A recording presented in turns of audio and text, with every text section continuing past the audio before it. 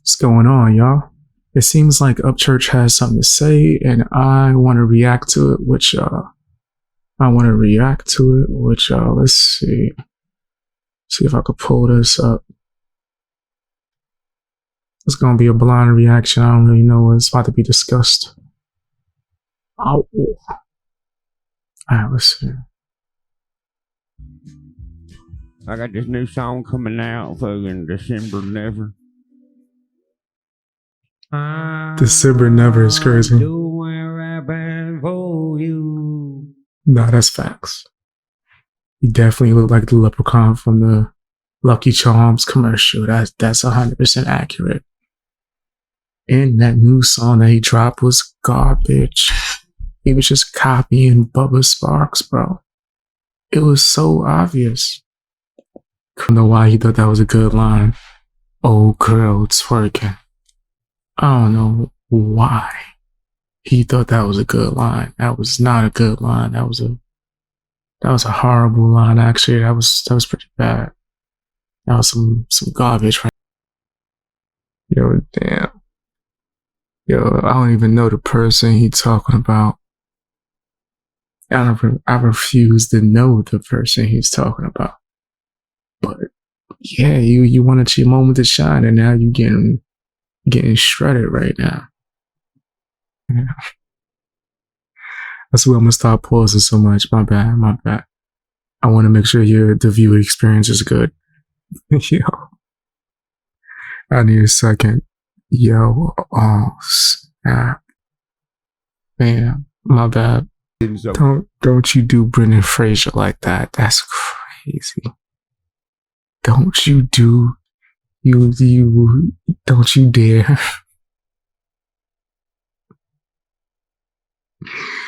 Oh man, was my man the Weasel in that too? What was his name? Paulie Shore, I think.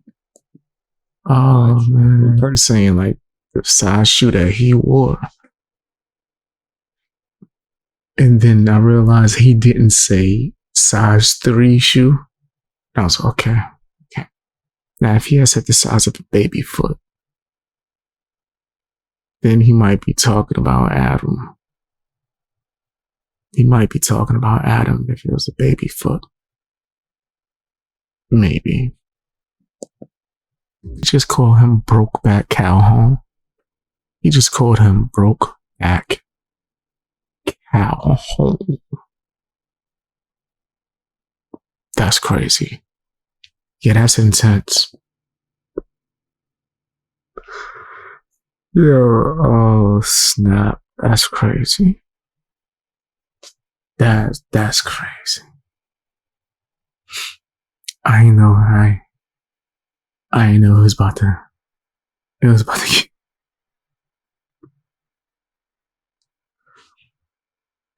Hey man. Hey. I'm not mad at it. He cooking Adam Calhoun ass up right now. Yo, they about to be mad. I could just tell from the way he cooking. They about to be mad, bro. He is destroying him right now. They about to cry. Soon as, I'm telling you, the moment they see this, they gonna cry. Gay. They're doing gay math now. Fuck. Oh man. Nah, that was funny. That was funny. I thought that was hilarious, bro. Oh man, I didn't expect to see that. It's kind of late. Well, I guess you could say early in the morning when I'm reacting to that. But I thought he was gonna, just talk and give his opinion. I didn't know he's about to give us a straight comedy roast, bro. That was funny. Tell me what you guys think down in the comment section. All that good stuff. Hit the like button if you're watching on YouTube. Also, if you want to watch me live, go follow me on Twitch. Let me see what you guys are saying.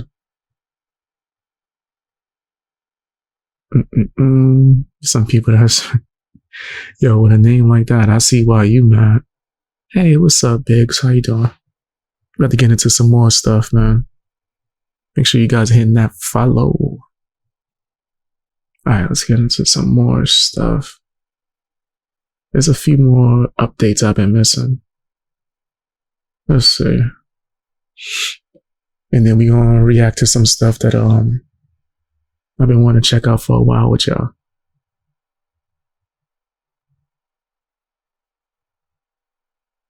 What's going on? I'm about to check out this update from Apple Creek about Upchurch.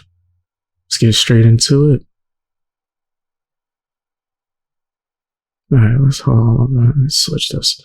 I want to do the big screen so you guys can see everything. There you go. Ooh, I sent someone to you.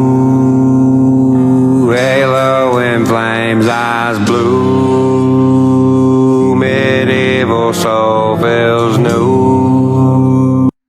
420. Oh, that's gonna be fire. So Cricket 3 is gonna drop on 420. Dope. I'm gonna react to it live. If I can. Ooh, Roma, Black Sea. I don't know if I'm gonna do it early morning or late night. Is our shoes, the sun and my heart been fused. I cannot be removed.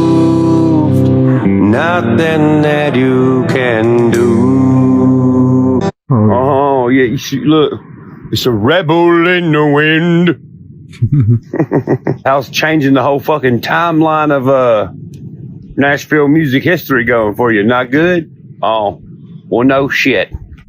I was born in Music City and raised in a country song. I didn't know I lived in a country song until I found my love for music. When I started writing songs, I realized that my childhood memories transitioned into fully painted pictures of the country. These songs aren't for everybody. They ain't gotta be for anybody, really. But they're for the country. To pay homage for a Southern all-American upbringing that will hopefully live on forever. So long live the South. And long A campfire cologne. And you know I'm in the sticks with the hicks and the firearms. You might come up missing from the. You said that was an intro to a song? Which song? You talking about for like a music video? So my pops, you can come and get it, son. John Lennon, Michael Jackson, That's my ish. That's on my workout playlist on Spotify too. I like this song. Wheels turning on that one lane. I love this one too, especially the music video, man. It's so, oh man, such good music, man. I'm telling you, Upchurch got some bangers, man. A lot of people try to imitate, but they can't do it. They try to imitate, but they can't do it. You say you gotta put some smoke in the air now? Hey, I ain't mad at it. If you don't smoke, you can do it vicariously through me. Lane Road, Joe Diffie tunes humming.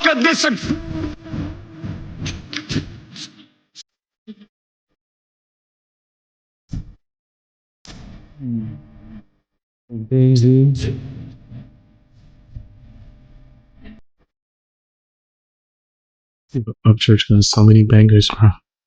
So many bangers, man. Oh, man. Upchurch got a lot of dope brothers.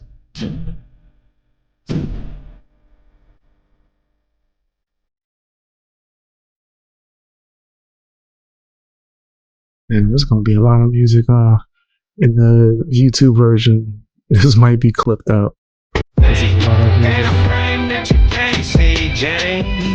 Don't get clipped out. What's your favorite song? Oh, if it doesn't, or if it does, let me know. But what's your favorite song from Upchurch in general? What's your favorite song that they just played just now?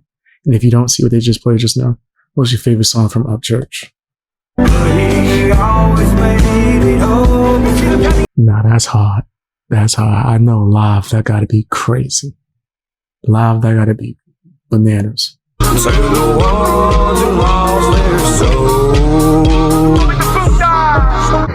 So what'd you say a minute ago? Something about a rebel in the wind? Rebel in the wind!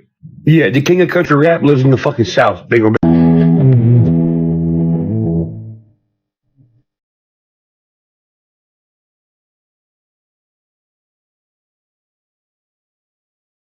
Let me see. Let's get some works. I can drink a jug of milk and be in you's dead. Yeah, redneck, baby. Sitting in my motherfucking library looking ass. So I felt snazzy. A robe? Yeah, a robe. I didn't want to go for 4. I didn't want to go for 4. Oh my gosh. That was a lot of bourbon. It was like I was watching an episode of Rick and Morty. It's crazy. It's a lot. But, you know what? Tell me what you guys think down in the comment section. Is there another one I could check out?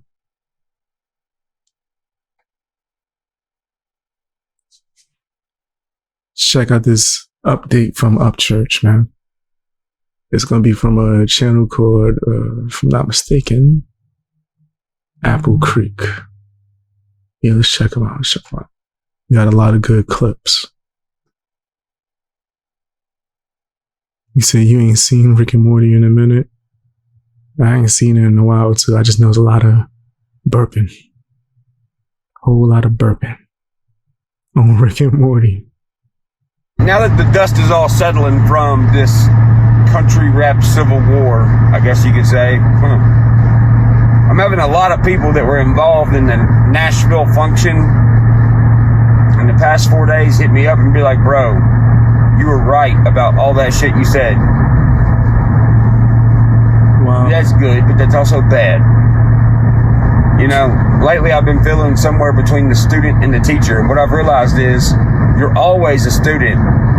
You just have to be a student long enough to become a teacher. But the teacher also has to identify themselves as a forever student to become a better teacher. Once you think you're the teacher and not the student anymore, that's where your knowledge caps off. Wow. Always be the student and the teacher when you become the teacher.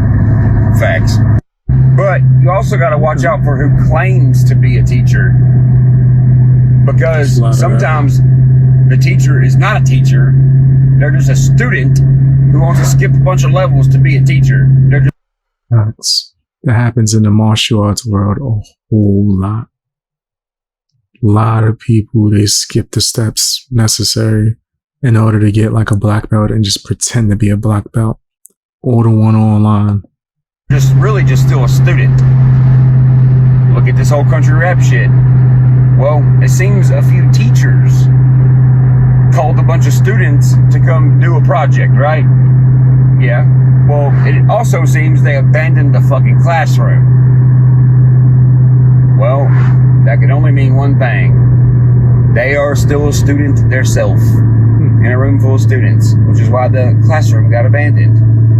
Now look, everyone's coming back to a teacher of this stuff. So sometimes you got to ask yourself a question instead of going and looking for a teacher, because sometimes you already got the answer. You just got to take the time to observe it. Nah, that's facts though. Especially think about it. What if you don't have access to a teacher? You might have to actually learn on your own. Feathers turn black, regroup. Teachers put hymns back on pedestal. I go front. I'm terrified to ride a motorcycle, man. Yeah, I ain't trying to do it. That, zip lining, a whole bunch of stuff I ain't trying to do.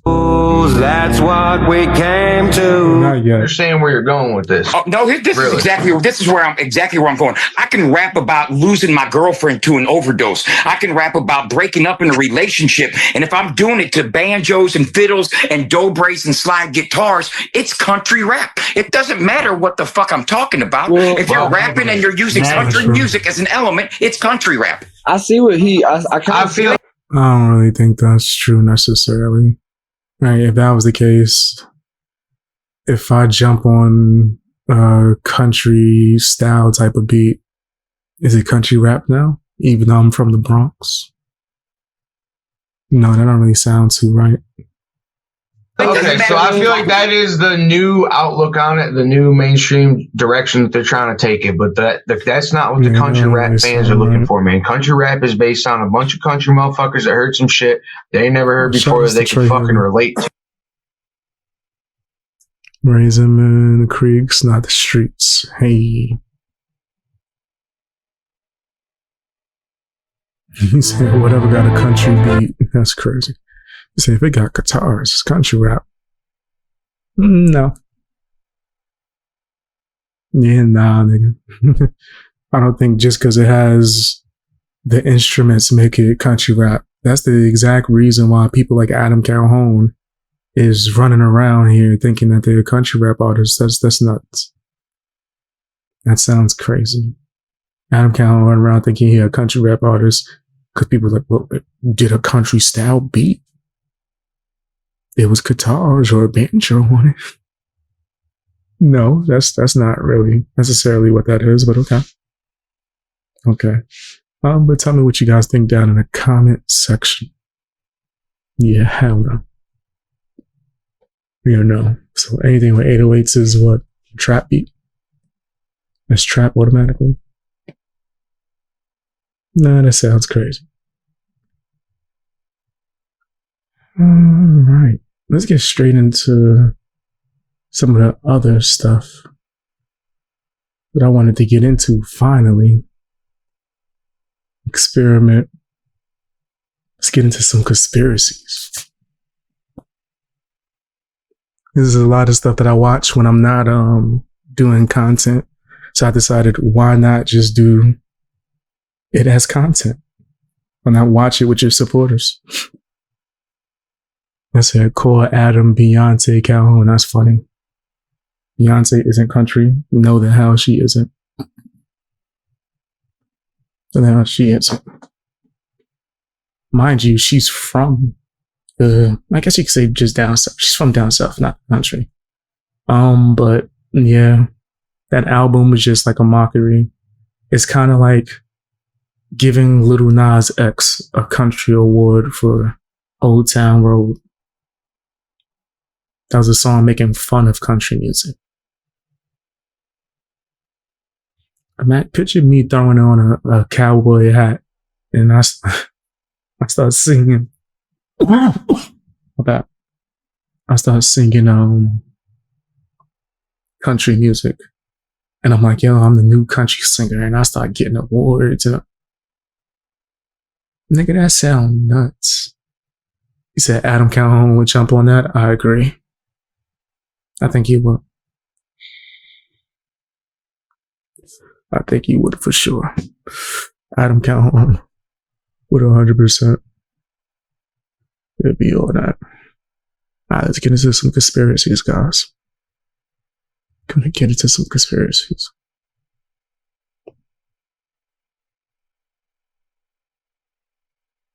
I was recommended this video, and I actually want to really check it out because I'm into conspiracy theories, and this one's called Conspiracy Theories That Turned Out to Be True.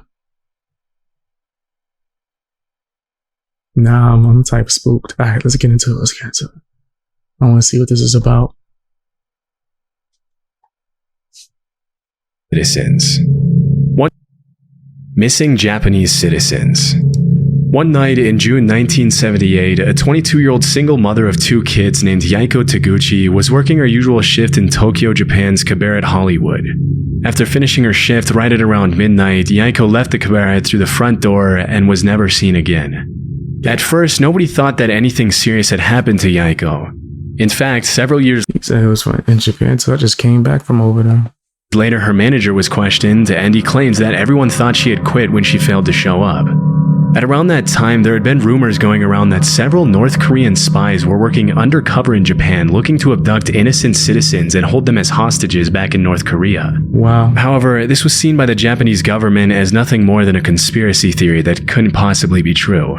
Sadly, the missing case of Yaiko went cold, and it wasn't until almost a decade later that a clue to her whereabouts emerged following a disturbing chain of events. In November 1987, as South Korea was preparing to host the Olympics in the capital city of Seoul, a Korean Airlines plane blew up in mid-air as it was flying over the Andaman Sea, taking the lives of 115 innocent people. During the investigation, it was revealed that 2 North Korean agents acting under direct orders from the North Korean government had planted a bomb in an overhead storage compartment before getting off at the first layover. I didn't think I was going to see that. I ain't going to front. I didn't think that's crazy. Oh man, yeah, that's nuts. Whoa. Over in Abu Dhabi. As the authorities were closing in on the two suspects, one of them took his life with a cyanide-laced cigarette, but the South Korean government was able to arrest the other agent responsible for the attack. During her interrogation, it was revealed that she had been training for that mission for 6 years. Wow. And that for 3 of them, she had been paired with Yaiko Taguchi, who had taught her how to speak and act like a Japanese woman so she could fly under the radar. As it was later revealed, Yaiko wasn't the only woman who had been kidnapped by the North Korean government. As of today, 17 Japanese citizens have been officially confirmed by the Japanese government as having been abducted by North Korea from 1977 to 1983. Disturbingly, a lot of them were... Yo, I ain't gonna front, that's nuts. Wow. Some straight out movie type of shit. Shamelessly kidnapped in the middle of the day and thrown on a boat to North Korea. You might think that the victims were involved in something shady that put them on the North Korean government's radar, but the investigations actually suggest that most of them were average citizens who just happened to be at the wrong place at the wrong time. It involved the government. It's more than likely shady. That's my hypothesis. If it involved the government, it's shady, nigga. That's how I see it. One woman was captured while she was walking to a knitting class, and 2 others were kidnapped on a vacation to Europe. Another one, a 13-year-old girl, was taken as she was walking back home from school. Some of these victims were kidnapped for identity theft purposes, while others, like Yaiko, were forcefully brought to North Korea to teach the Japanese language and culture to North Korean spies. After the kidnappings were confirmed beyond the shadow of a doubt, the North Korean government had no choice. I enjoyed my time in Japan. That was so much fun, man. So much fun. I did a lot of great things, man. Enjoyed the people I was with. It was great. Great experience.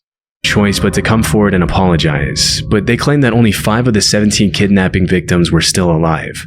Over the next few years, the North Korean government would send what they would claim to be the cremated remains of some of the deceased victims back to Japan.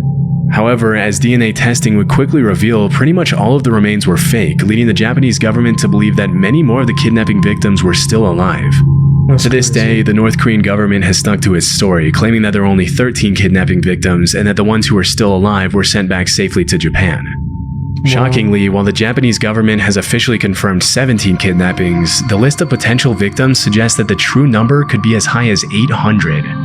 Sadly, given the current political situation, it's unlikely we'll ever see the full extent of these abductions, or see the North Korean government held truly accountable for its horrific crimes. Yeah, that's foul. Just the other day, I found myself wasting hours of time I could have spent working on videos trying to find and cancel active subscriptions. That's... Nigga, I know that's not an ad. I know that you know what? Go ahead and get your money.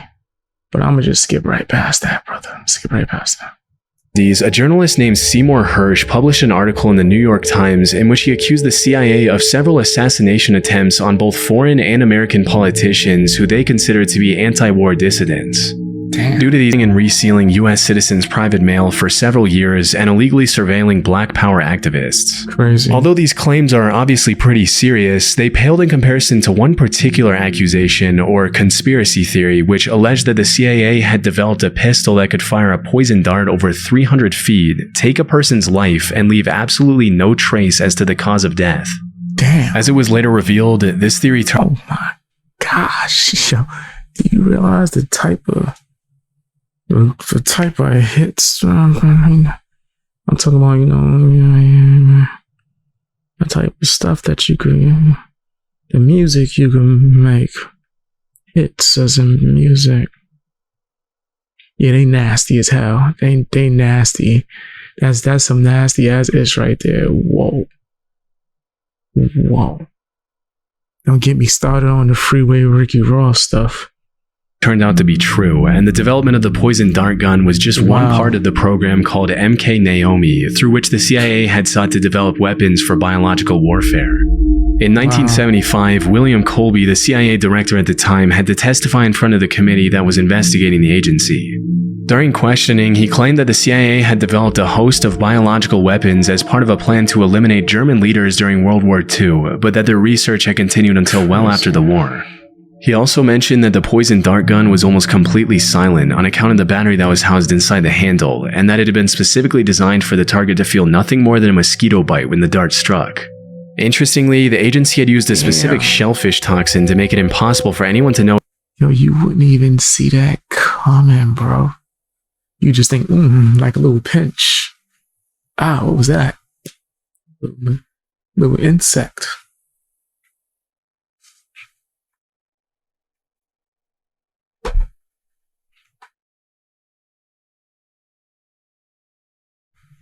Crazy. Yeah, that's terrifying. What the cause of death was, leading forensic pathologists to believe that the victim had suffered an inexplicable heart attack. It wouldn't help pathologists that the dart was designed to melt inside the body so that it only left a small red mark. Why would they be allowed to make those? Come on. You know Big Brother need that type of stuff. You know, that's the type of stuff Big Brother want out here. What it really was that they didn't want us to know that they had that. I mean, they got way worse out here. They got way worse. Why nobody talk about the men that stared at goats? You know that was a real thing? You know that people was actually staring at goats, and the goats was, ceasing to exist on some heart just stopped immediately. No one talks about that. That was an actual thing. They want you to believe that they just, figured it takes too much time and money, so they just, scraped it under the rug, act like they didn't exist. Nigga, please. Nigga, I'm saying too much. Let me. You see, Beast Boy had a heart attack. I ain't had no damn heart attack. I was healthy as hell, nigga. Where it entered the victim. When asked if the heart attack gun, as it was nicknamed, was ever used on anyone, the director alleged that it had only been used for experiments and that there were no records of actual use. As part of the investigation, the CIA had to hand over the gun to the committee, and there are some pretty wild pictures of the committee members analyzing the gun as William Colby answers their questions about it. Normally, you'd expect to see something like the heart attack gun in the Spy movie, and it's pretty wild to think that if they hadn't put it under investigation, they would have probably gotten away with using it for who knows what purposes. It's also pretty crazy to think that if that's the kind of stuff they were developing back in the 70s, imagine the kind of technology they have their hands on now. Disturbingly, the hearing was the only time the heart attack gun was ever shown publicly, and to this day, it remains unclear what happened to it after the investigation. Right. Rogue waves. Sailors often get a reputation for making up stuff. They got no idea what happened to it, huh? Nigga, please. They claim to have seen during their time out at sea, and because there's no one there to refute their claims, they sometimes get away with some pretty tall tales. For centuries, sailors all around the world had talked about seeing monster waves on the open sea that would allegedly reach over 100 feet in height. In 1826, a French captain claimed that he had seen a 108-foot-tall wave in the Indian Ocean. Even though he had 3 sailors with him who backed up his claims, when he came back to the mainland, he was publicly ridiculed by the scientific community, as it was widely believed that it was impossible for a wave to be higher than 30 feet tall. For a long while after that, dozens of people continued to claim sightings of these monstrous waves in the middle of the ocean, but with no real evidence other than eyewitness testimonies, the existence of these— I believe it's something I'm terrified of. That's why I don't like being in the ocean or being on boats. Nigga, when I went on vacation, I tried my best not to be too crazy in the ocean, but I swimmed a little bit. Right? I ain't go too far out. Right? I got on like one of those little like air bikes where you ride on top of the ocean. Right? I was gonna hop down, right? But the person I was riding with was like, nah, don't hop down. It's gonna make it imbalanced probably. We're gonna all fall. These waves fell into the urban legend or conspiracy theory category. In the 80s and early 90s, the Draupner platform was set up in the North Sea off the coast of Norway to extract natural gas. As part of the protocol that was carried out to see if the platform was stable enough to withstand the rough seas, a wave height recorder was installed on the platform. On New Year's Day in 1995, the sensor recorded an 84-foot tall wave, which served as the first real piece of evidence for the existence of rogue waves. After this incident, a lot of people started wondering how many of the sailors from previous centuries had been telling the truth. What's more disturbing than that is that there were probably hundreds of disappeared sailors from all. Yeah, that's how it usually happens. I'm telling you. That's like the woman at a coyote. Oh, no, it was a dingo. A dingo ate her baby. And she got arrested for it. And she kept saying, yo, a dingo took my baby and ran away and we couldn't catch it. And they was like, yeah, right. You did something to your baby. She got arrested for years. And then years later, I think they found like a dingo cave and found a bunch of baby clothes and bones and that shit. And it was like, oh, she was telling the truth. Nigga, that don't even sound too odd. We ought to be thinking that she was lying. Nigga, like, that's crazy. Like, I would think 30-foot waves was too off. That don't sound too off to me. That sounds like all around the world who had come across a rogue wave, also known as a monster wave or a freak wave. But because most people who encountered 100-foot tall rogue waves generally didn't live to tell the tale, their testimony went down into the depths of the ocean with them. Since the Dropner wave of 1995, there's been a growing interest in rogue waves brewing in the scientific community. A few years ago, a professor at the Australian National University had estimated that at any given moment, there are 10 rogue waves active in the world's oceans. As of today, a rogue wave is usually defined as a wave that is twice as large as the largest waves that come up in a particular area. And while the root cause of rogue waves continues to be investigated, it's generally accepted that these monster waves appear when two wave crests join together at the exact right time, resulting in a massive wave that can sink even the largest ships and oil rigs. Of course. Interestingly, it's also been discovered that... You know how hard that drink probably hit? Smack the hell out of you. Imagine you on a boat. That's the type of drink that cracked that boat in half. Rogue waves can take place in large lakes. In 1975, a freighter named the SS Edmund Fitzgerald sank in Lake Superior under some pretty mysterious circumstances, with a lot of people in the scientific community coming up with all kinds of hypotheses to explain the incident. It wasn't until several years later that the scientists started theorizing that the vessel could have fallen prey to a set of 3 consecutive killer rogue waves. A phenomenon referred to as the Three Sisters, in which the first wave destabilizes the ship, the second wave hits the ship's deck before it can stabilize again, and the third wave overloads the ship with more water than it can take on. If this were true, it could also provide an explanation for the mysterious sinking of other large ships in oceans around the world over the past few centuries, but this might be a bit more difficult. Yeah, that's nuts that it's working like in unison. 3 waves back to back, nah, that's suspect. That's suspect as hell. I'm not saying that it didn't happen, but you can't tell me something supernatural or something that we just don't understand or fathom ain't happening, nigga. That sounds crazy. So that happened to a UFO scientist researcher. I can't remember his name. He was staying in a hotel. He felt a bug bite and bam, heart attack. See, that sounds suspect to me. So we'll have a heart attack. Facts. It's only conspiracy until it gets proven to be fact. I agree.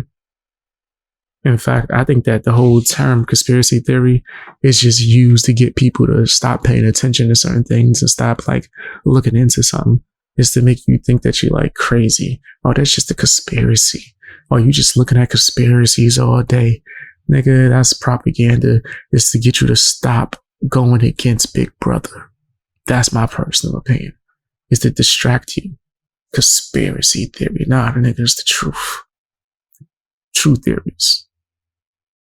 Got to remember the story The Perfect Storm was based on.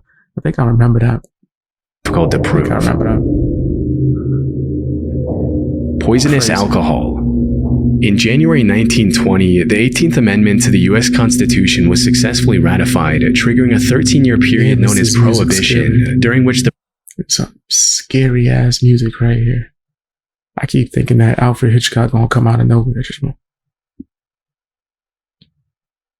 Good evening.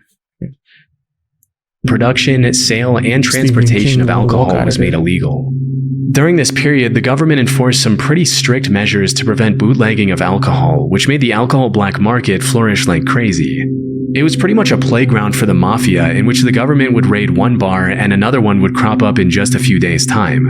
While all of this was happening, there were some pretty messed up rumors floating around that the US government was taking extreme measures to make sure people weren't consuming alcohol. These included allegations that the government was intentionally poisoning alcohol to make people who consumed it sick. For a while, this remained something of a conspiracy theory, but things took a turn pretty quickly on New Year's Day 1927 when 41 people died from alcohol poisoning and I'm supposed to trust what the government gives me or tells me to. You know what? There's certain things we can't say on here.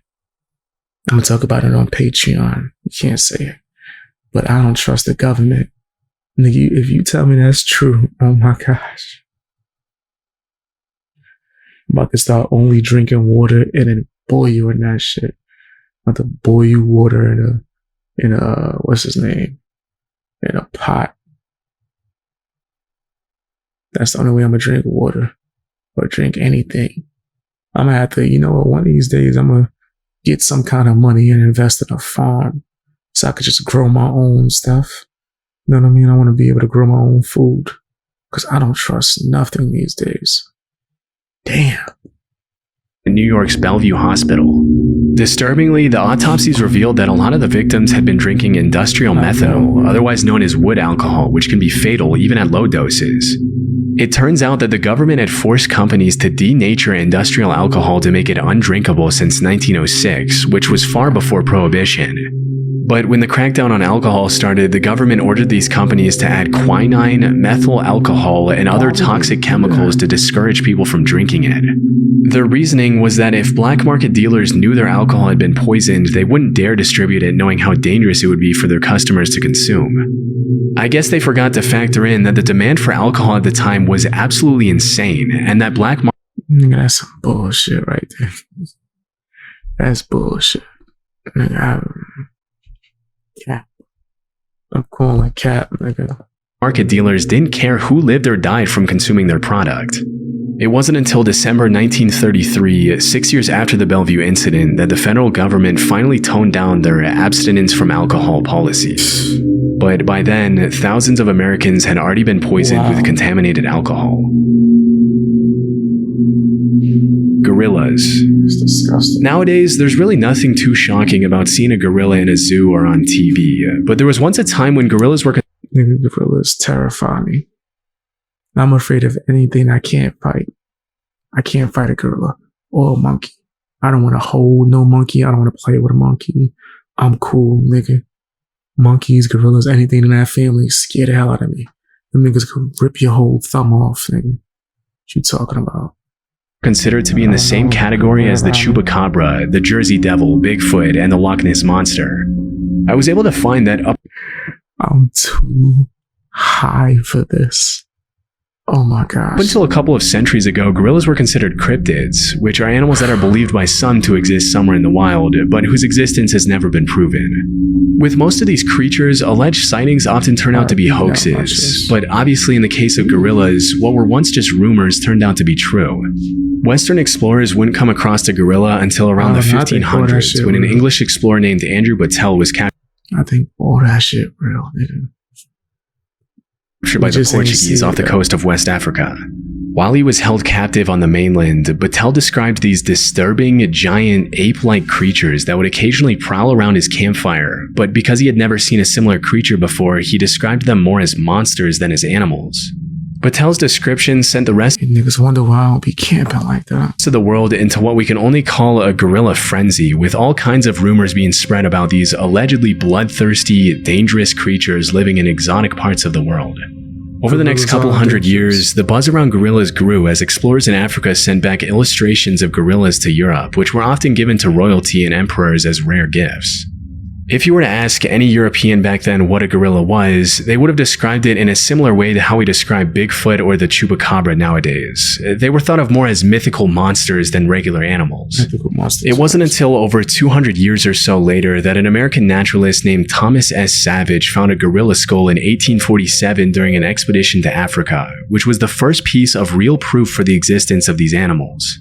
Naturally, this triggered a bunch of new expeditions to the area, and between 1855 and 1859, French explorer Paul Duchaillu confirmed the existence of gorillas and even brought some back dead. Just as Andrew Battelle before him, Paul Duchaillu also described gorillas as these savage, bloodthirsty creatures which stuck in the public mind for a long time. Around 15 years later, some German explorers brought back a baby gorilla from Africa to Liverpool, even putting up some towels on the ship so he could swing around and entertain himself on the long journey back. As you can probably imagine, as soon as the ship arrived back in Liverpool, people started flocking around the hotel where the gorilla was allegedly being kept to catch a glimpse of the once mythical creature. To the public's dismay, Pongo the gorilla wasn't the massive, violent monster they had thought, but rather a cute little 2-year-old gorilla who loved to play with dogs. A few years later, in 1902, a German explorer named Robert von Beringe killed 2 mountain gorillas, which were huge in comparison to the baby gorilla that the previous German explorers had brought back. And that was really the first time the public was able to understand what a full-sized adult gorilla looked like. It's pretty crazy to think that at some point these animals that we now see as normal were once seen as legendary monsters. Interestingly, if you really look at the research, there are a ton of other animals that we now take for granted that were once I'm terrified of gorillas, yo. Brushed off as hoaxes, including kangaroos, platypuses, giant squids, and Komodo dragons. With so many of these myths turning out to be true, it really makes you wonder how many animals are out there that we have no idea even exist. Oh, that's the ad that he was doing. Yeah, I ain't going front. That was entertaining. Pretty crazy, too. That was crazy. Damn. Yikes. That was different. That was super different. But yeah, I think that a lot of people, they try to use the term conspiracy to throw people off from the truth. But tell me what you guys think down in the comment section. Hit the like button, share the video. Also, check me out on Twitch where I'll be live streaming. All right, let's get to the true crime stuff now. I'm going to do some paranormal stuff next time. But I got to be somewhere later today, so let's do one more. It's going to be a longer video, though. Way longer. Hold on, guys. Secret way to make wake up BX. Thank you. Hey, man, thank you guys. You guys are amazing. I'm usually up at this time anyway, and I wanted to live stream. I haven't streamed in a while. Give me a second, guys. Where's my thing? There you go. Well, yeah, I haven't streamed in a while, and I've been missing it. So I figured, if I'm going to live stream, I might as well come on here and do something that I don't usually do. Stuff that I normally watch by myself. Catch it with you guys. And I've been enjoying it so far, man. So I'm definitely going to start doing this more often. Try to do it like at least maybe 2 hours or 1 hour a day. All right, you guys ready? Let's get to this. I thought this was probably going to be interesting.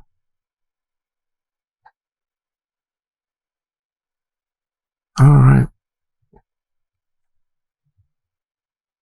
Let's check out this video called, I don't want to get the name exactly right. It seemed like this is a wild title.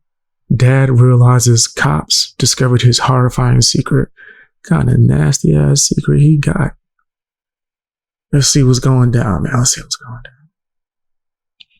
It's about to be wild. I can already imagine. Hit the like button, share the video as well. If you want to suggest some more stuff, jump on Discord. Also, don't forget, if you want to watch me live, get on Twitch. The link should be in the description. Do you know anything about a gravesite being here? Well, the dog actually... I'm gonna have to slow it down. I might, it's kind of like a long video, so I might want to speed it up a little bit. Let's see. Y'all tell me if this is too fast. Do you know anything about a gravesite being here? Well, the dog actually alerted to it right there, when it's laid up against a tree. Right here, you see this? There's 3 big... Looks rubbish. He's a bad person. In what way? Every way. I'm not the dog teacher. He's a dog jail. Because all that he's done. Why didn't he want you to leave with your dad? When 56-year-old James Jim T. Whitaker suddenly vanished, police believed their biggest concern would be unraveling the truth of what happened to him. But as they dove deeper into the investigation, They soon uncovered that this was just the beginning of a twisted case. Jim's disappearance would prove to be the catalyst in exposing a sickening secret that had been kept hidden for years. Let me see. That's something. What the hell? Who appears to be a skull cap? Huh? Yeah. It all began on the afternoon of July 25th, 2020, when sheriff's deputies in Hocking County, Ohio, responded to reports of gunshots in a residential neighborhood. How we doing? All right. Tell me if it's too fast, guys. Tell me if it's too fast. Shotgun. It's a longer video, so I'm gonna try not to pull. That's on the road. She said you guys were shooting. We're shooting 22. The deputies were greeted by 18-year-old Melody Dixon and her father, 40-year-old Michael, or Mike as he was most often known. While Mike had been staying at his friend James Jim Whitaker's property for about 2 years, Melody had moved in about 4 months ago. While nothing may have seemed amiss with the father and daughter initially, police would likely look back at this interaction with concern later. What'd you shoot in it? What kind of ammo? They making it sound like something to go down. Okay. That'd be terrific. There was something far more alarming going on at this house than disruptive shooting. However, with the residents being so cooperative, the deputies had no reason to think that anything was amiss. They would soon realize just how wrong they were. Was you shooting anything else? What's about to happen? That and the 22. Okay, if you're watching this, all right, let me know in the comment section. What do you think is about to go down? I'm not making any assumptions. Did I say that word right? Assumptions for my high self. But I don't know. I don't know what the hell is going down. Okay. I only shot that once, and I can show you where it hits a tree. Okay. Because I know they go far. It's like shooting a rifle, the new ones. Well, it's no big deal. We had somebody that fired a gun, and it hit a... Breaking Bad. It struck a windshield. Nobody got hurt or anything like that. The father and daughter were let off with a warning, and the deputies departed. Just a few short hours later, though, another deputy would be back at the same property under vastly different circumstances. Jim's family had called the police to report him missing. This is my dad's property, Jim Whitaker. Okay. We haven't been able to communicate with him for 20-some days. He's not in his house. I think something's happened to him. There's other people in here when we got here. They left about as soon as we got here. They didn't give us no answers on where he was. The thing is, I know my son. He's never done this. 56 years old. He's never just disappeared. Right. Jim's mother said she'd last talked to him at the beginning of the month, around the 4th of July. They frequently spoke and had made plans to check in with each other the next day. But Jim never answered the phone again. While it was clear Jim was missing, police were likely alarmed to see that Mike and Melody had also vanished. The nature of their relationship, along with the reason they decided to suddenly depart, raised more than a few questions. Jim's family had actually seen Mike acting suspiciously earlier, just after the deputies who responded to the reports of gunshots left. He had a 50-pound bag of dog food in one hand, a live dog, a chainsaw, and reached over and grabbed 5 arrows off of that thing that's out there and a pair of gloves. Those were not the only items missing from the house. Some of Jim's things were missing. Oh no, don't tell me he got the snippiness. Oh my gosh. Don't tell me he got on my man from Evil Dead. Don't tell me he got on my man Ash. Too, including a firearm, a crossbow, and 2 TVs. It's possible that he just took his personal possessions right in It's this area. very unlikely. He has struggled to keep this house I'm just for saying it's a years. possibility. It's a possibility. Okay. But he would have done that when my mom died, not now, just all of a sudden. Okay. Still trying to figure out exactly when Jim went missing, police also spoke with his friend Keith. While he provided interesting information, the story got even more bizarre. Keith claimed that Mike had showed him a strange note, allegedly written by Jim back on July 12th, 13 days earlier. Mike came out. We were fiddling with something in the garage. Mike was fixing something, and I was sitting there. He fiddling with it. He came in the house, and then he come back out, and he's like, "I just found this in Melody's stuff," and it sounded like an odd professional love to Mike's and his daughter, that girl Melody / notes. Yeah, but very weird. It was signed Jimbo. I didn't think Jimmy ever signed his name Jimbo. Additionally, the handwriting didn't appear to match Jim's penmanship, and his mother and daughter both said the way it was written didn't sound like Jim at all. While they didn't know it just yet, this note would end up being a huge clue helping to explain what exactly had happened to Jim. As well, the timing of the note meant that Jim could have been missing for weeks at this point. It was clear that something wasn't right. Unfortunately, the most likely sources of answers were Mike and his daughter Melody, and they were nowhere to be found. The next day, several deputies and detectives from the sheriff's office returned with a warrant to Jim's property to conduct another search. What they uncovered made their hunt for Mike and Melody even more urgent. What's in the basement? That's where Michael was staying at. It's a bunch of crap. I would definitely Where what? I definitely wear gloves. It's dirty. Who kicked in the door? I'm just trying to determine what was like it and what was new. That type of thing. But that door has never been locked. Oh. Never, ever. So Mike can put that on there. You know why? I swear, if I get a house, I'm not going to leave. When the officers entered the basement and saw the conditions, they quickly realized that this would not be an easy search. One thing, however, that basement looked horrible. How could you even? Yeah, I would never have anything in my damn house looking like that. That's nasty. I'm about to clean up my house right after I do this live stream. The way it is look. likely stood out to them right away. Mike and Melody were both supposedly living here, but there was only one bed. While this was clearly concerning, it was only the tip of the disturbing iceberg when it came to Mike and Melody. Smells like feet. I think I smell it. Quit, Mark. So I think I could smell it a while ago. Bro, if you think I would be in the Blondies digging through anything, you out your mind. The camo bag? No. I'm not stepping foot in it. Oh. I saw the camo bag I flipped. You did the white one. Like blood. See the glove? Nasty. I was looking at that bag right there. Right here, you see this? Yeah, I see that. I see a vacuum that never got used. That's what I see. I see a vacuum that get no burn. I see a vacuum that these niggas just left there. There's three big. Which brothers? There's four, actually. I see. Faced with the inhospitable state of the basement, the officers went back upstairs to regroup. Eventually, they decided to call out a K-9 search unit to go over the entire property, inside and out. Alright, let's collect that stuff in the basement real quick or I'll send her downstairs. Station 1. Going home and taking a bath. Yes. The dog didn't alert upstairs or downstairs in the house, not even for the presumed drops of blood on the camouflage print bag found in the basement. A second dog was brought in to double-check and delivered the same result. While this may have seemed promising when considering Jim's fate, it wouldn't for long. The investigators swabbed the item and took it as evidence just in case, before expanding the search to the great outdoors. I appreciate the heck out of that. Thank you for following and supporting me on my journey. I do plan on bringing back the live streams and doing abundance of types of different content on here. How close does he have to be? Usually within about 4 to 6 feet. Kill alert. Okay. While following the dog, one of the detectives came across what appeared to be a tombstone. Here, the canine alerted, which it was trained to do only if it detected the smell of human remains. Before they could start digging, Jim's daughter returned to the scene. What she said dashed any hope of finding clues near the headstone. Do you know anything about a gravesite being here? Not your dad's, but there's a World War I.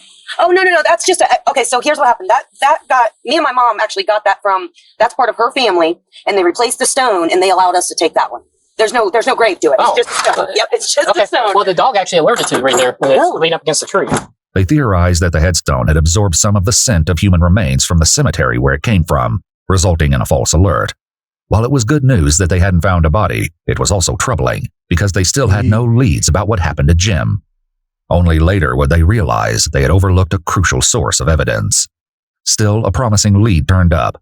On a property just a few miles down the road, the investigators stopped by to chat with a man named Kenny who knew both Mike and Jim.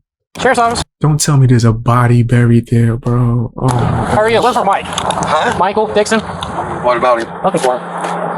He ain't seen him for a couple days. Sure about that? Positive. Alright, okay, his car's right there. I know it is. Yeah.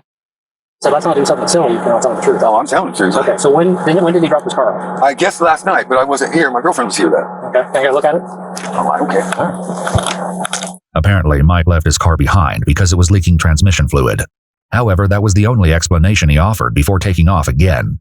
When looking through the back window, the deputies could see the chainsaw Jim's daughter said Mike took from the house. Mike's mom and stepdad, Denise and Frank Specie, lived just down the street from where Mike had left his car. When they headed over to the Specie house, the investigators found not only what they were looking for, but also would soon discover that multiple members of the Dixon family were hiding things, even if some of them didn't know it. Mike? There's a pair of guys got a warrant for you. You can take it there. Okay? Yeah, put your gloves on. Oh, let's take off that cigarette. Or you just can't hang in your mouth, keep smoking it if you want. That'll help you out. your dad here? Okay. Is there anybody else here or just your dad? Okay. The detectives placed Mike under arrest on a pre-existing traffic warrant, but that wasn't what they really wanted to talk to him about. They made him aware of his Miranda rights before getting to the heart of the matter. You want to talk to me about? They got him on a traffic warrant just so they could be able to speak to him and get to the real information. He might not even know that he's arrested for a traffic warrant right now, so that could be useful to get him to get more information. What's been going on at Jim's house? They say that his daughter come down a few days ago and said that I had to get out of the house. He's been gone, I think, since the 5th. And his daughter comes saying, "Oh, I was getting rid of this stuff. I didn't get rid of nothing of his. He was like a dad to me." So what do you think has happened to Jim? I'm hoping nothing. I'm hoping he just took off, but I don't know why. Further up the driveway, other detectives spoke with 18-year-old Melody. Did James say where he was going or anything? No. He didn't really say where he was going. He was just... What happened to bruises on some of his stuff? What do you mean? Maybe I'm Like just his overlooking. guns, his TV set, all that. Well, the gun was been missing, and I don't know about TV. I'm trying to see if I could solve this case before it tells me. Unfortunately for Melody, Kenny and his son Jeff, who owned the property where Mike left his car, told the detectives otherwise. Mike Dixon, did he sell you a TV, a TV? The other missing TV was purchased by Kenny. This was just the tip of the iceberg when it came to Melody's secrets, and they only became more troubling from here. The investigators continued to press her, hopeful that she would slip up again. You think that something's happened to Jim? I think he just off because that's what he's been talking about for a while. Where would he go? Well, he told me and Dad, he was like, "I'm just gonna not be here long and you guys can keep this place because my family don't give a goddamn about me or whatever." So. You think something's happened to him? That sounds suspect. I don't Yeah, really know just because keep last this time I seen him place. was 4th, 5th. Melody was talking to police on the 27th, meaning that Jim had been missing for around 23 days at this point. Sounds suspect. Melody said that prior to living with Jim and her father, Mike, she'd been in foster care and was specifically not supposed to be in contact with her father. The reason for this was stomach churning, as investigators would find out. But for now, police focused on what they knew and the note Jim supposedly left. I don't want to assume. Oh my gosh, this sounds so nasty. This sounds like it's about to get disgusting. Did you and Jim have a relationship? No? He wanted one. What? And then when I told him no, one berserk, and that's what that letter was about. This topic would come up again later. Excuse me? Currently, the detectives probably noticed that despite the dire situation, Melody's priority was clearly not the missing Jim, but her father, Mike. Right. Is he going to jail? Mike. This is a warrant for you. Mike was transported to the sheriff's office, where the detectives continued to question him about Jim's whereabouts. But Jim had talked about in the past. Was there anything to indicate that he was going to, that his depression had reached a limit on that day? I didn't think so. Didn't think so? But I mean, if he was to basically, why would he take a TV? Yeah. While they'd already found the TVs Mike sold to Kenny and Jeff, investigators also tracked down more of Jim's missing property. A firearm matching the description of Jim's favorite rifle was sold on July 6th to an acquaintance of Mike's named Tommy, but he resold it 2 days later. Investigators were able to track it down and collected it as evidence. When chatting with the detectives, Tommy revealed more than just the location of the rifle. He also shared some concerning information about Jim and Mike's odd relationship. Because see, Michael beat shit out of that old man a bunch.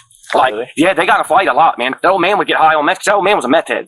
And he'd get high on meth and stuff, and him and Michael would get into it, hot and heavy. I mean, he blacked Michael's eyes, and Michael blacked his eyes, too. I mean, it was like they was two fighting married couple. I swear to God, that's what you thought. The next day, when the deputies returned to ask Tommy a few follow-up questions, he had something else to add, this time sharing what Mike had apparently told him about his daughter, Melody, and Jim.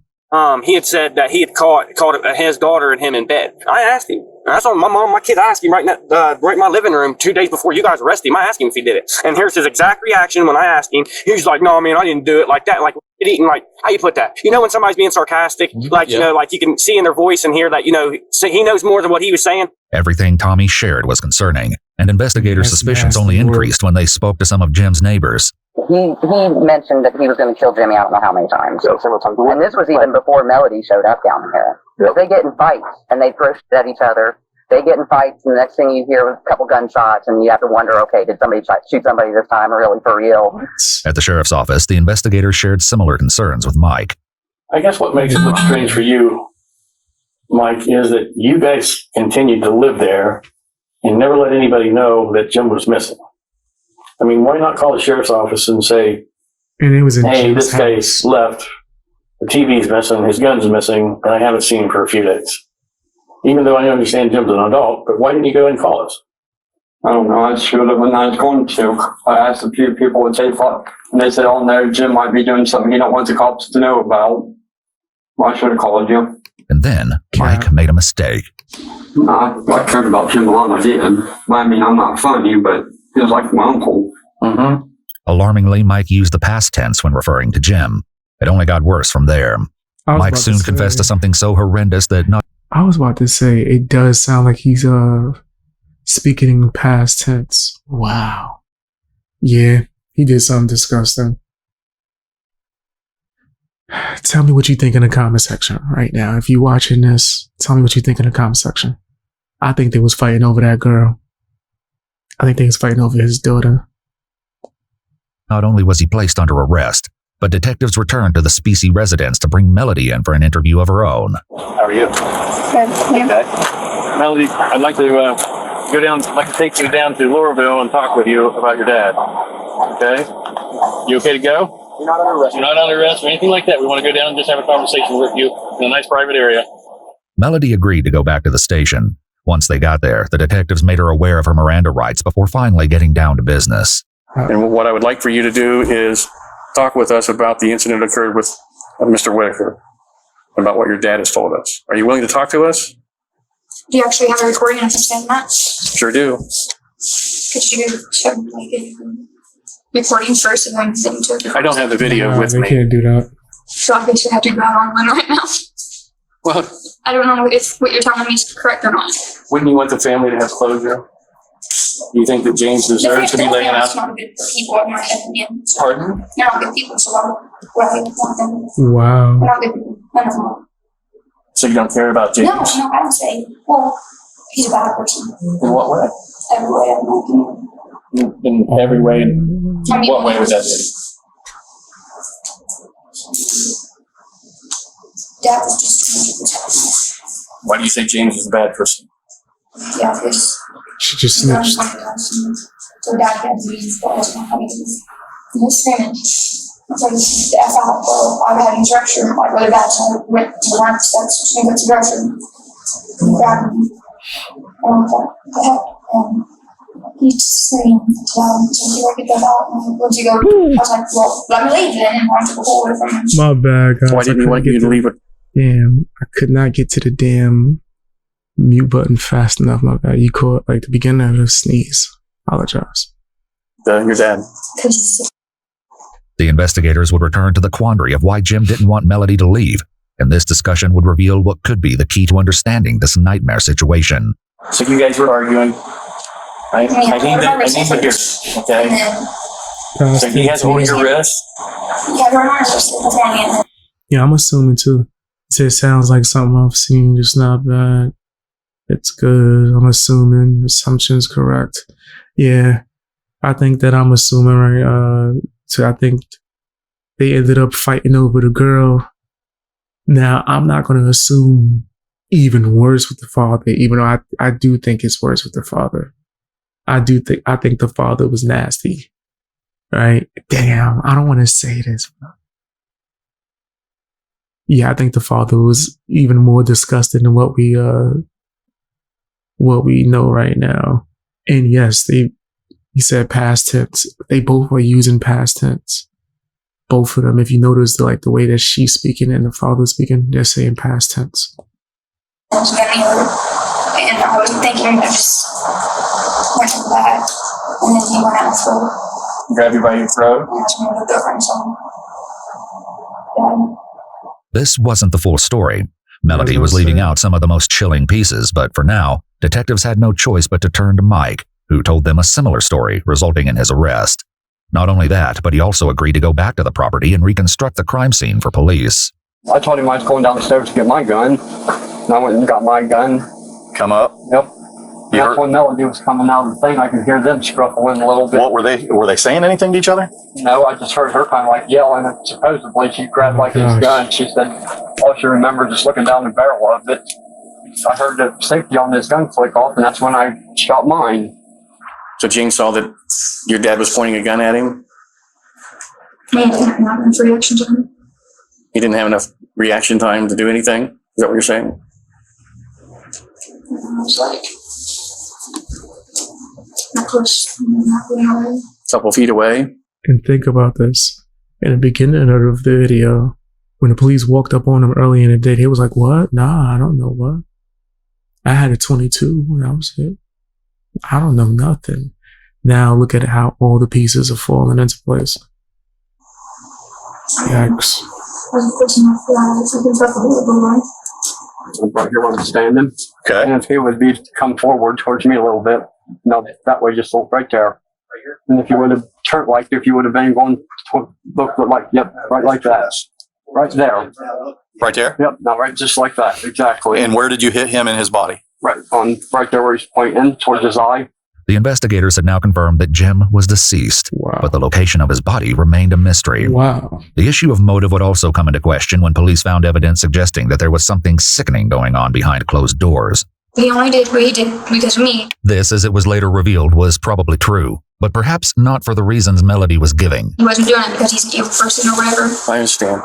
He's just trying to... They better not tell me jealousy. They better not say on some like... I don't want to assume. Hypothetically, what if, Lord forbid, this was some lover's quarrel, and what if his daughter wasn't supposed to be around him because of some R. Kelly shit? Yeah. Protect you. And I don't think he should get like maximum punishment or whatever, like everyone else is. It's basically, it was my fault that started. No, it's not your fault. I wouldn't say that. Because if I wouldn't have wanted to go to steps, that was wrong. No matter the truth, the gory efforts that followed Jim's death meant that the Dixons were in a heap of trouble. Did he talk about how he cleaned it up? It was bleach. Bleach? Do you know where he bought the bleach from? Was there bleach at the house? Yeah. Did you cover up anything over here? Did you clean anything? Yeah, I cleaned. Did you clean up on the wall? A little bit. And then over bladder up, you can kind of like right in that way, you can see stuff. Where was most of the blood? On the floor. It was most on the floor. Yep. Was there a puddle? Down there. In the process of the cover-up, Mike had also rearranged some of the furniture. Surprisingly, he hadn't done so alone. The only reason I didn't think much about it is because me and Jimmy were talking about it. And Mike may have even been in the room before Jimmy had not been around. Not been around? Yeah. You helped well, we just actually rearranged stuff around and, maybe threw away trash or stuff like that. Nothing was cleaned. Makes me feel crappy or sick to think if Jimmy was around and threw away trash. They said they saw him with a chainsaw, right?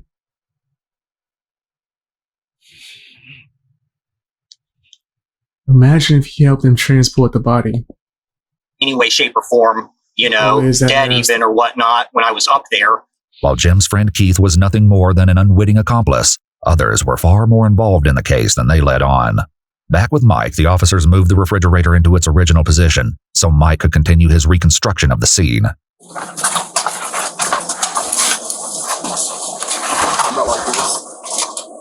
Where was the gun? The gun was about where my feet are. Which way was the gun? The barrel was towards that. Who's that? This was it. This nigga's really This is the barrel like that. It was right there. Was it laying on him? Right there. So where's the butt of the gun? That's the butt of the gun. I just when I come up here and I took my over that way. Kicked it out, and then what? And then I reached out and like I told you, and seeing if he had any pulse. Okay. And then what'd you do? Where was Melody? Yeah, this don't make any sense, bro. Once again, Melody filled in more of the missing details. What kind of clothes did you have on at the time? My graduation dress. Graduation dress? What color? White. What did you do with it? Pretty sure my dad burned it because of that stuff on it. While Melody believed her father burnt the dress, he never admitted to it. When the dress was burned, however, was an entirely different matter. Jim's neighbors provided a little more insight. We were sitting here just enjoying our 4th of July, and Melody comes walking down the driveway. And she stood there and asked if we had any gas that she could buy from a gas can. And what she was wearing that day, we all noticed that it looked like it had a blood stain on the middle of it. About that. Wow. Wow. And they had the audacity to go and get some gas from the neighbors so they could burn the clothes. This is so, like, planned, bro. Yeah, I think a lot of what they say in this cap. Yeah, I think it's safe to assume the nastiest assumptions from them. Playground. When examining Jim's financial records, the investigators noticed that his debit card was used at a gas station on the 4th of July. Wow. This very well could have been the last place Jim had gone, but they also probably had to wonder if this transaction was made by Melody or Mike using his card. Unfortunately, they never found out, as the gas station footage had already been recorded over. But something else Melody said in interrogation clued the investigators in on who else may have known about the crime, and lied about it as well. Is your family like Frank, or is he married? Are they supporting you? I mean, are they being nice to you at least? Yeah, my grandpa. Your grandpa? Frank. Frank? Okay, that's your grandpa. Okay. Stepfather. Have you tried to talk to him about it so that they understand what you're going through? I mean, yeah, whatever you want to talk to my grandpa. Nigga, why was she not supposed to be with her grandfather? Not her grandfather, her father. Did they ever say the reason why she wasn't supposed to be with her father? Also, how old is she again? Did they say 19? How old is she? I might have got that number wrong. Because the other ones you can't really trust him. Mike also revealed that he told his stepdad, Frank, about killing Jim. This was about to be a big problem for Frank, as the police headed back to the Specie house a 3rd time. With that being told, I want you to understand something. I've already talked to Mike. I've already talked to Melody. They both indicated to me that they talked to you and told you of the involvement of James' death, or Jimmy, if that's what you want to call it. When did he tell you this, and how did he tell you this? Was it right after it occurred, or a day or two afterwards? So when they come here, I thought he shot at him. I didn't know. It's crazy how the police got to talk to them multiple times. And now it's like, okay, he did tell me. Nigga, why would you? Like, what? He just said he shot him. Shot at. That's all. That's the way it was phrased to me. Okay, and he didn't say, I killed him. No. He didn't say, I buried him, I get rid of the body. No. Anything like that. No. But that's when I would have gotten a hold of somebody and found out what was going on. Because I knew Jimmy years ago. Did he try to bring a weapon here? No. Any kind of gun at all? Handgun, long gun? Not that I've seen. Frank was granted a reprieve for now. But when police eventually got to the truth, Frank would be facing some serious consequences. Still, it didn't take long for those consequences to begin. Something else Melody shared had the potential to land the family back in hot water. What happened to Mike's gun? I don't know this information because. Did he give it to Frank? No. I don't even think he's allowed to have guns in the house because he has on disability or something. Melody was right. Mike didn't give the firearm to Frank. He gave it to someone else in the family. This meant it was time for a 4th visit to the Specie house. No, I do my job. Yes. What's your name, ma'am? I'm Denise. Girl. Denise. I think she a victim. So I think my theory is right. That's so unfortunate, man. He said now the stepdad, yeah. Stepdad knew. He was aware. He trying to say, oh, well, they never told me. They said that they shot at him. They didn't say that they. Tanisha? No. Denise. Denise. Oh, I'll just say Tanisha is an odd name. Different name. What was in the house, Denise? My husband. That's my right. son. Is that John? John? John, he's in the shower. Okay. Can you have Frank come out as well? And I want to talk to you two just for a second. And then get you apprised of what we're doing here. By this point, Frank likely knew what was coming. How about this? Yeah. Here's what's happening right now. We are here for a search warrant of your residence. Okay. Officers make everyone come outside so they can speak with them. Mike's mother, Denise, was visibly distraught. I just found out about this. I thought they was about to handcuff him. They'd be like, you already know what's up with your lying ass. Hands behind your back. Protecting your nasty ass son. Yesterday, I had a phone call. Well, we've got a lot of explaining to do to you and all that stuff, but like I said, there's a process we have to follow. All right. She only became more upset when one of the officers tried to read her Miranda rights. I just been through anything, I guess. Okay. Listen, this is nothing. This isn't you, you know. Okay. Okay.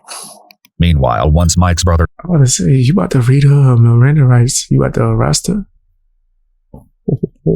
John was out of the shower, the deputies took him aside and advised him of his Miranda rights, even though he wasn't under arrest. Essentially, there's only one question that I really need to ask you. Gun? Correct. Where is that gun at? Get it out of my trunk. It's in your trunk? Yes, sir. You know, the question is Michael brought you the gun. I bought the gun from my brother before any of this ever happened. He kept asking me to borrow it. He wanted to go hunting with it. And then he showed back. Yo, his brother's a piece of crap. So hold up. I just want to make sure I got this understood. So you sold him this pew pew. And then you had the nerve, hey, let me borrow it, do a disgusting crime with it, give it back to you, thus forth implicating you in this crime. This nigga's a nasty piece of crap, bro. Oh my gosh, this nigga's nasty. Oh, that's nasty. Yeah, he's nasty. Back up with it. That morning. Brothers like him. I didn't know that was yet. He just showed up. Yes, the daughter's a victim. Yeah. The suspected murder weapon was exactly. If what I'm thinking happened, I agree. Yes, I do believe that the daughter's a victim as well.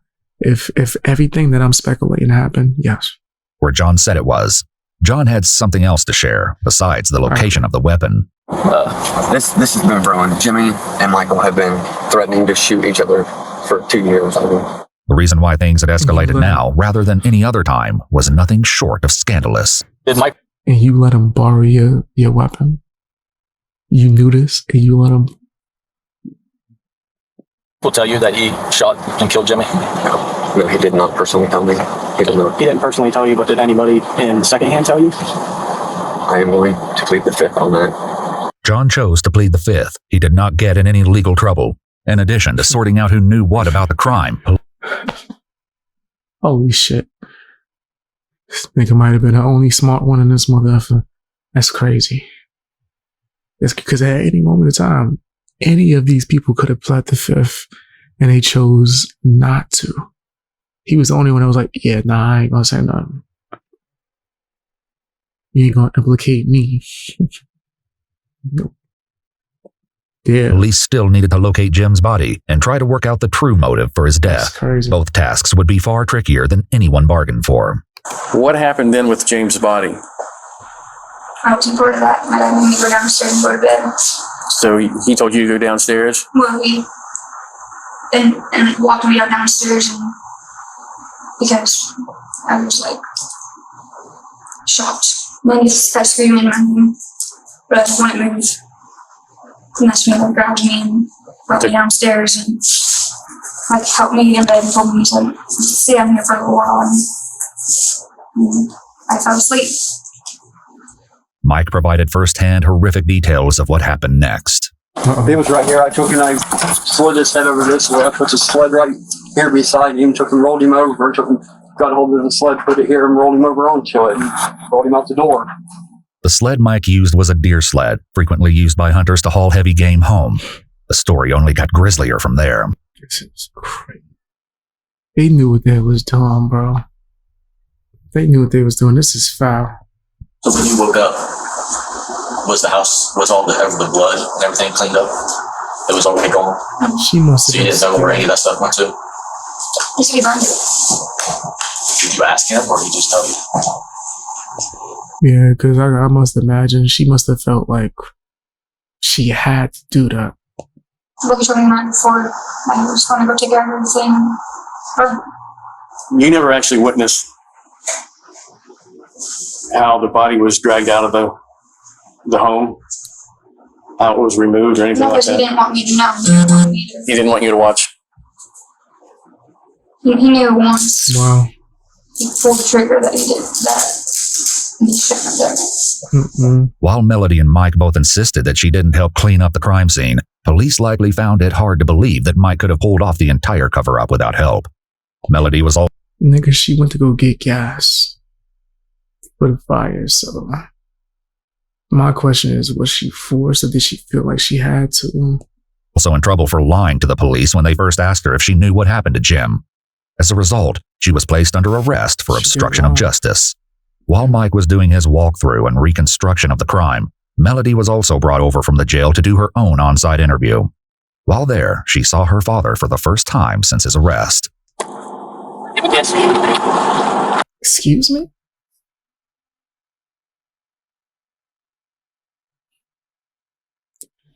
I think that's very unwise if we don't know the full story or circumstances. For these niggas to even see each other, let alone for the cop to be telling her to go give him a kiss, that's kind of crazy. This is, I think, hey, keep them separate until we could get the full story.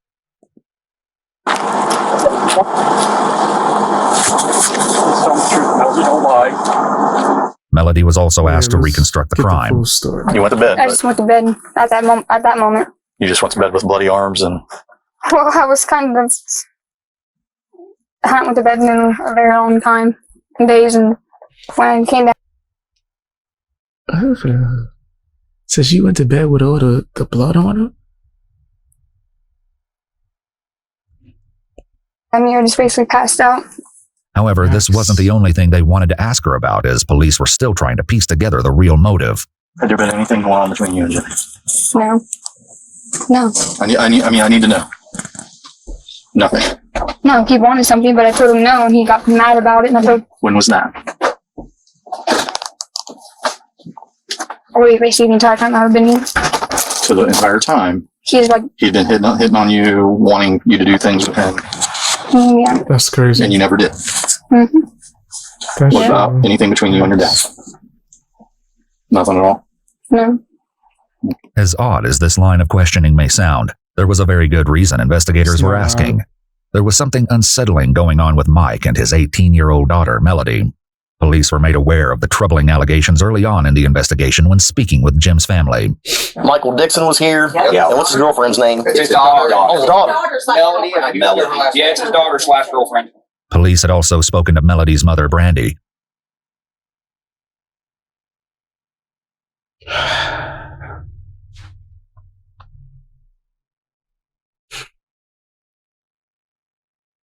So the cops heard that and still was like, go over there and give him a kiss.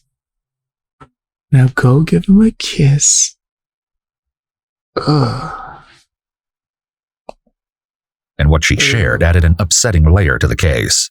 Brandy explained the reason that Melody had been put in foster care and was not supposed to be in contact with her father.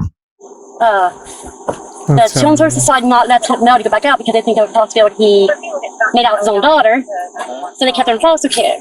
When she came up here and started visiting me, she wanted to see her dad, but nobody could stop her because she was 18. She started seeing her dad, but I don't know anything. I didn't want to assume. Oh my gosh, that's disgusting. He said to her or whatever, but he got her back on drugs again, like meth and all that crap. Brandy said that there were multiple previous CPS reports detailing an ongoing struggle to keep Mike and Melody apart, but this is unconfirmed. Brandy also alleged that Mike's mother, Denise, was not only aware of the incestuous relationship, but had purchased lingerie for Melody. However, we do not have evidence to confirm this claim. Melody's younger sister made even more revolting claims. Whenever we lived out with his mom and dad, I walked in the trailer and Melody and he was under the blanket, but maybe. You said that happened out at Frank and Denise's house? Was that like a long time ago? Or like? No, it wasn't. It hasn't even been a year yet. This September's going to be. gosh. So members of his family, people in the neighborhood, his other daughters all saying, oh my gosh, if this is true, throw this nigga under the jail. We don't need to see him ever again. This nigga don't need to see light. Like, just put him in jail right next to you. See where R. Kelly at? Put him right there. Just let them both just sit there and just whatever. Wow. They'd always hold hands. Wow. And all this. And he tried to hold my hand. He was like, come on, baby girl, you can hold my hand. I said, no, do you want me to beat the fuck out of you? That's just nasty. I'm not like 2 years old. I'm not your dad. He's in jail. He needs to die in jail. With all the stuff he's done. Horrifically, Brandy and Melody's sister would not be the only ones to share troubling information with the police. This is Keith, crazy. the Whitaker family friend who had unknowingly helped Mike rearrange the crime scene, told the police that he had tried to convince Jim to kick Mike and Melody out, as he suspected they were having an incestuous affair. He told police. And you was helping him move shit? This niggas, yo, this is crazy. Police that on multiple occasions while he was over, Mike and Melody would go downstairs together, and he would hear sounds of intimacy shortly thereafter. On one occasion, he said Melody invited him to stick around so they could have some fun, which sent Mike into such a rage that he grabbed a weapon and shot it out the back door several times.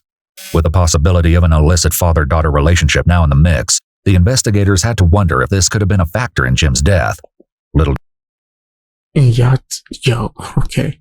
Like, I'm not even a cop or detective, and my first instinct was maybe they shouldn't be together until, like, we get all the information.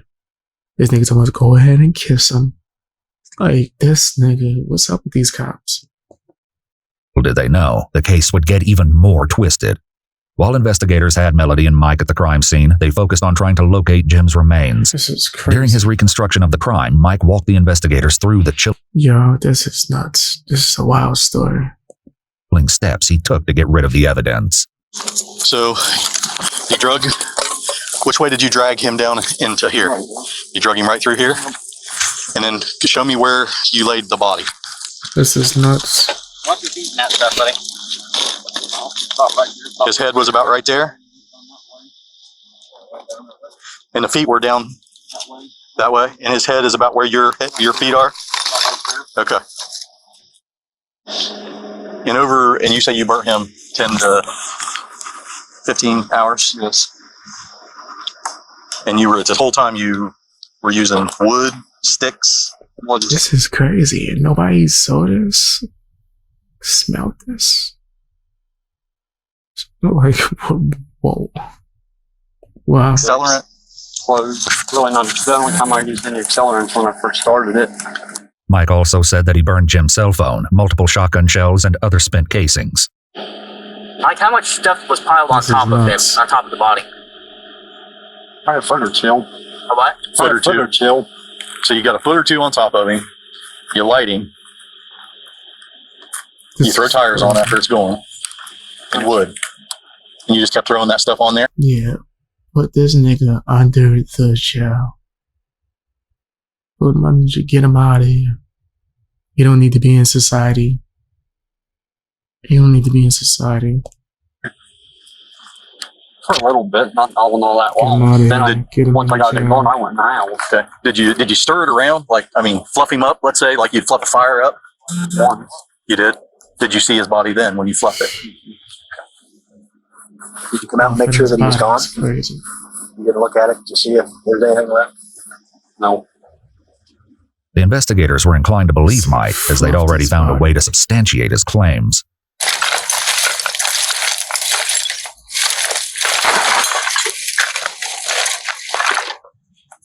Let me see. That's something. Who cares to be a skull cap? Huh? Yeah. That hair right there? Because more of that rope picked up. That looks more like hair. So they just really thought that they was going to be able to live in his house for the rest of their life. After getting rid of him. They just assumed that it was just going to be all good. Wow. Yeah, looks like it. Landy. There's some more. The initial investigators and the K-9 units had passed over this very burn pit without alerting. Along with the bone shards, the investigators also found a bone with what looked to be medically implanted scaffolding. Jim's doctor confirmed that the device could be consistent with the spine surgery Jim had years ago, but it still wasn't over. According to Mike, there was another place that needed to be searched for the rest of Jim's remains. Just a few days after Mike and Melody were arrested, the sheriff's department decided to pay Mike's stepfather, Frank, another visit.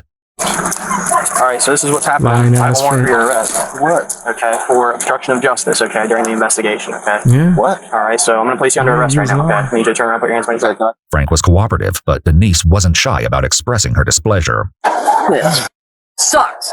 While Frank was in jail, the lead detectives, along with the prosecutor, once again tried to convince him to share what he knew about the case. What he revealed was appalling. Oh, man. There was conversations that I know you had with my lying ass Frank, bro. Lying ass Frank. This nigga, I already knew what it was. With Melody present, especially when it came to destroying the teeth. Frank insisted he didn't know anything until they showed him a video clip of him mentioning this to an officer, at which point he magically remembered. Why did he tell you that he destroyed the teeth? How did that come out? He just come out and said it because he seemed like he really got into it. He just seemed like it was weird because he seemed like he enjoyed it. And I'm like, you enjoyed something like that? I need to understand how he got from Jimmy's gone to he was actually describing in detail to the point where that goes beyond obstruction, bro. Like, this nigga was a part of it. Nigga, I'm convinced he probably did more, nigga. Because now you know all these details about teeth. But he never said that he did all of that, remember? This nigga's a liar, bro. where you think he enjoys destroying human teeth, because that's a big jump. And you've given me no detail here. Did he say whether or not Jimmy was dead when he knocked the teeth out? Yeah, he said he was gone. That's what I kept saying. He was gone. He didn't say nothing about him being dead. He's gone. After learning this, the detectives brought Mike back out for another walkthrough and enlisted his help to find what might remain of the teeth and the jawbone he said was kept with it. What was it in again? A bowl. He kept the jawbone.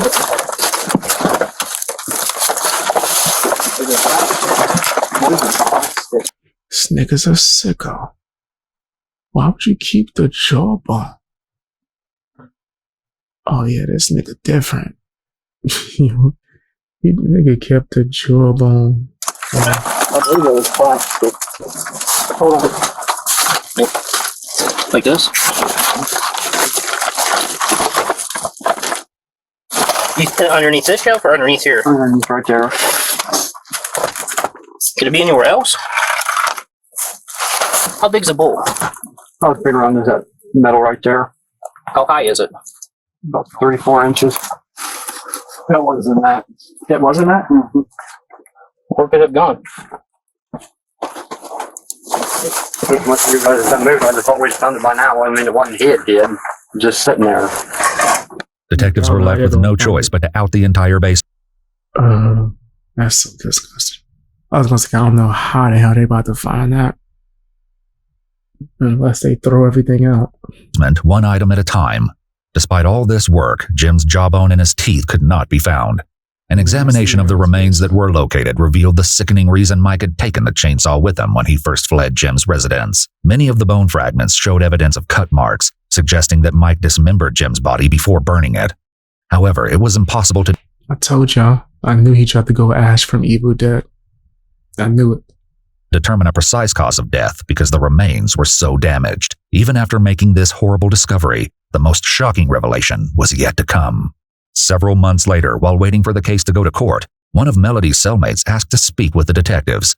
What she alleged aligned with what many had feared all along. Well, her and her dad had a relationship of sleeping with each other. How do you know that? She said it. How did she say it? They got have bedroom together and Told her, I was like, that's not right. And she just acted like it was wow. a deal. No, I mean, every day we would tell her and ask her, like, why are you? Like, she Every day I would ask her. No one called the cops, police, nothing. didn't know where they're at. Did you have a relationship with James Whitaker? No. Are you sure about that? Lie detector test. You guys ever kiss? No. Not even a kiss. Contrary to this, another woman incarcerated with Melody claimed she'd heard the exact opposite about Melody and Jim. Did she ever talk about any kind of relationship with him? Yeah. Yes? Yes. What did she say about that? I mean, pretty much that she would sleep with them for money. If Melody did have a There's some disgusting ass stuff right now, bro.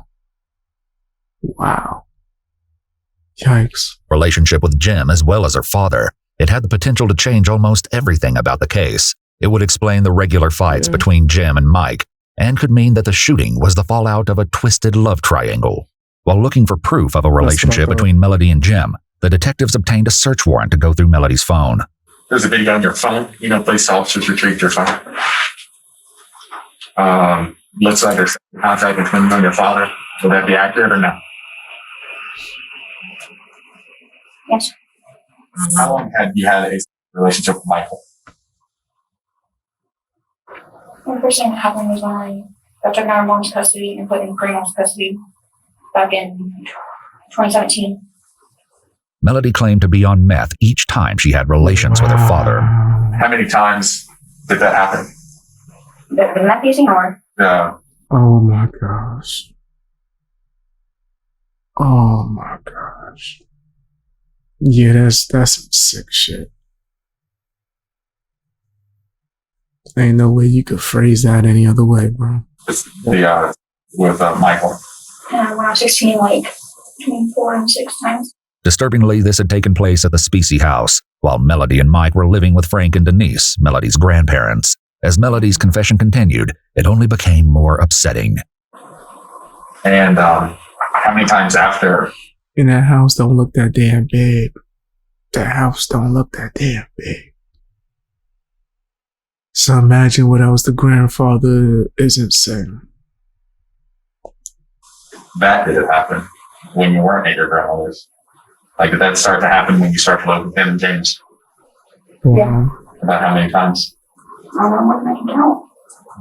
Wow. For like years of my life, whenever you try to say no, and then like men are on top of you and you can't push them off. And then whenever I would tell my dad no, he would stop and he would respect that. So I feel like, so that's why I thought it was okay, because he would always stop when I said no. You realize it wasn't okay? You know it now. You also realize it wasn't your fault. Yeah, she's a victim. Alright, we predicted this whole thing in the beginning. Wow. Because it wasn't okay. It was not okay. It wasn't your fault. He's a grown ass man. Sick ass nigga, bro. In 2021, Michael Dixon was sentenced to life in prison for murder, along with 3 years for tampering with evidence and 16.5 years for engaging in corrupt acts.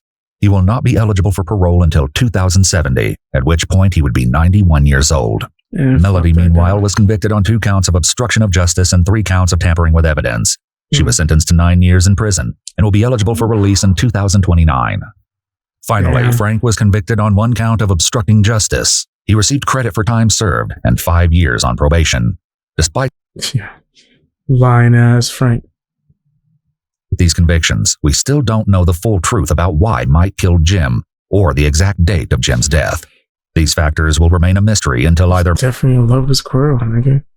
Shit, for all we know, you know what? I ain't even gonna speculate. Nigga. That was nasty. That was nasty. Yeah, this definitely was a lot of nasty going on. His family is nasty. I'm sorry, but this is not okay. Agreed.